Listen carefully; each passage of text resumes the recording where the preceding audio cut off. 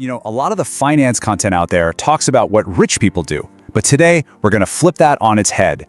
We're going to explore 10 signs that absolutely scream someone is pretending to be rich. So let's dive in. And look, spotting these patterns isn't about judging anyone. It's really about helping you spot the financial traps that could mess up your own journey to real wealth. I mean, you've been there, right? You're just scrolling through your feed and bam, you see it. The flashy car, the designer bags, the non-stop lavish vacations, and for a second, you can't help but wonder, how in the world is that even possible? Well, this explainer is all about pulling back the curtain on that illusion. And this chart right here gets to the heart of it immediately. On one side, you have appearing rich, and it's all about showing off, spending big, and just constantly looking for that validation from other people. But on the other side, you have being rich. That's about quietly building assets, getting real financial security, and having this inner confidence that, frankly, doesn't need a logo to prove anything. So, let's break down the common patterns of this whole illusion. The goal here is to really understand this specific set of financial habits and their very real and usually negative consequences so you can just steer clear of them completely. Okay, let's kick things off with part 1, the material traps. These are the signs you can actually see, the tangible, physical items people use to build an image of wealth they don't really have. So in this first part, we're going to cover our first 4 signs, and they're all about the stuff. The sneaky lure of entry-level luxury, the wacky priority of a designer bag over a savings account, the silent financial black hole of a leased car, and of course, the outright fantasy of counterfeit goods. And that brings us right to sign number 1, falling for the base model trap.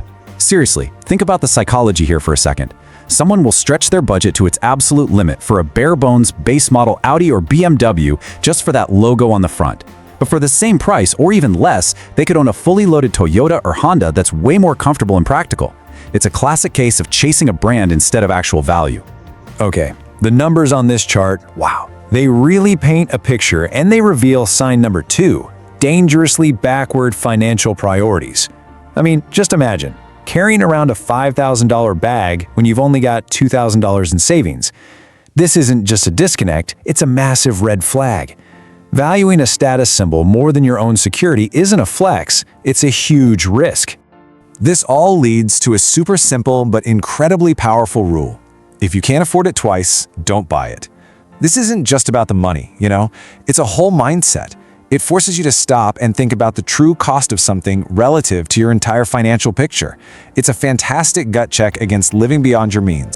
Here's another huge giveaway. Sign number 3, leasing a luxury car. As this table makes crystal clear, the dealer is the only real winner here. When you lease, you're basically paying for the car's worst, most expensive years. That massive drop in value right at the beginning, and then you walk away with absolutely nothing. No equity, you're just renting an image. And from renting an image, we move to just faking it completely with sign number 4, counterfeit goods. Look, buying a fake designer bag isn't just about trying to look rich. You're actually broadcasting the exact opposite.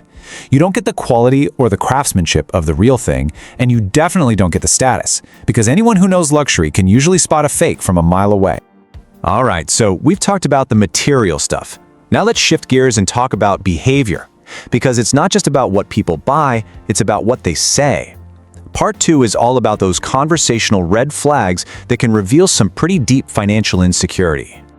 So you're going to want to keep an ear out for these little verbal giveaways. Signs 5, 6, 7, and 8 are all about how people talk. Truly secure people, they almost never bring up money without being asked. But people pretending to be rich, they often can't help themselves. Whether it's bragging about deals that are just about to close or constantly trying to one-up everybody in the room. Let's zoom in on that last one, sign number 8, being a one-upper.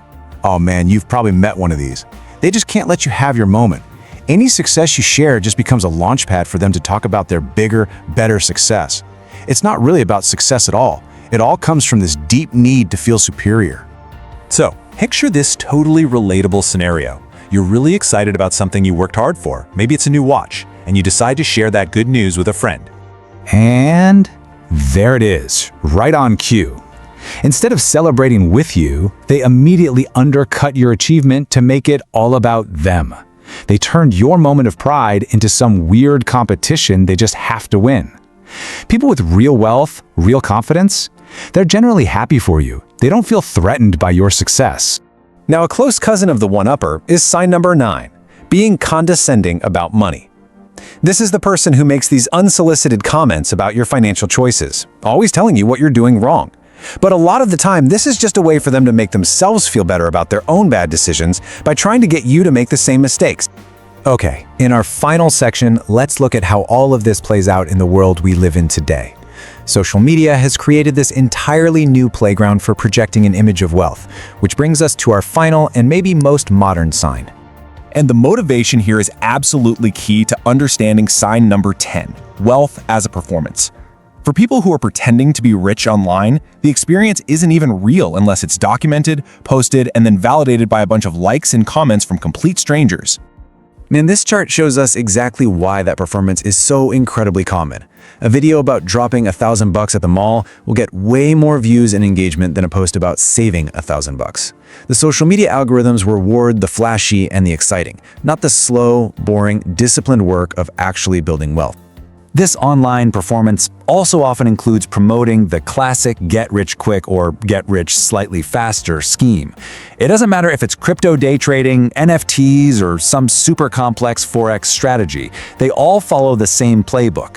Make a huge promise, use a method that's confusing as hell, and hide the fact that almost everybody who tries it fails. And at the end of the day, it's so important to remember this. Real, sustainable wealth is almost never built overnight. It's the result of years, usually decades, of consistent, disciplined, and, let's be honest, kind of boring financial habits. It almost never comes from one single, high-risk. Which brings us to our conclusion. After going through all the signs of being fake rich, let's just pivot for a second and really nail down what the real wealth mindset actually looks like. This right here is maybe the most important takeaway of all. Real wealth is quiet. It whispers. It's an inner confidence that doesn't feel the need to be broadcast with a bunch of brand names. The wealthiest people often don't even look the part because, well, they have absolutely nothing to prove to anyone. So, I'll leave you with this question to think about. When you make a financial decision, what's your primary goal? Is it to build long-term security and freedom for yourself, or is it to project an image for other people to see? The answer to that question can make all the difference in the world.